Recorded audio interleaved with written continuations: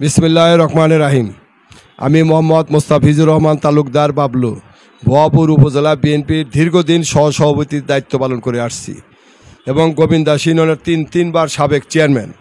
আমি উপজেলা নির্বাচন অংশগ্রহণের কারণে আমার দল থেকে আমাকে বহিষ্কার করা হয়েছে, কিন্তু আমি দল থেকে বহিষ্কার করার পরও আমার জীবন যতদিন আছে, এই জীবন পরে 58 বছর বয়স, আমি যতদিন বেঁচে থাকব এই দলের আদর্শ আমি লালন করব, ধারণ করব।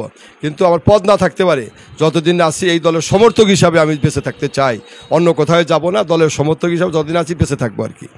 আর পাশাপাশি উপজেলা নির্বাচনে অংশগ্রহণ করেছিলাম মাননীয় প্রধানমন্ত্রী শেখ হাসিনার কথা বিশ্বাস করে, যে দলীয় উঠিয়া দিল, আমলিক মনোনীত উঠিয়া দিছে এবং দলীয় মার্কা নৌকা মার্কা উঠিয়া দিছে, নির্বাচন ভালো হবে বিদায়ী আমি নির্বাচনে অংশগ্রহণ করেছিলাম এবং সাধারণ নির্বাচন হবে, স্বতন্ত্র নির্বাচন অংশগ্রহণ করেছিলাম।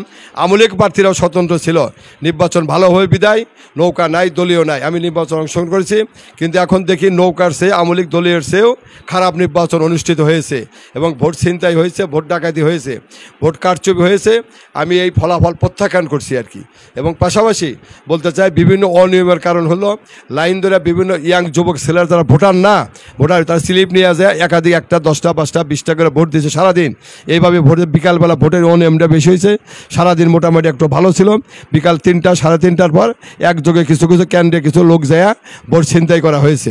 এইভাবে ভোটটা ছিনতাই করার পর মানুষ হতাশা, এই ভুয়াপুর উপজেলার মানুষ ক্যান্ডিডেটটা হতাশা, ভুয়াপুর উপজেলাবাসী যারা ভোটারটাও হতাশা। আমার জানা মতে সবাই জানে 7 থেকে 8% ভোট পড়ছে, এর উপরে ভোট কেন্দ্রে পড়ে নাই, ভোটারটা কেন্দ্রে যায় নাই, ভোট কেন্দ্রে মানুষ মুখ ফিরে আনিছে। কারণ ভোটার মানুষ যেতে, এবার যে নির্বাচন অনুষ্ঠিত হলো, আমার বিশ্বাস বাকি জীবনে ভোট কেন্দ্রে মানুষ যেতে চাবে না।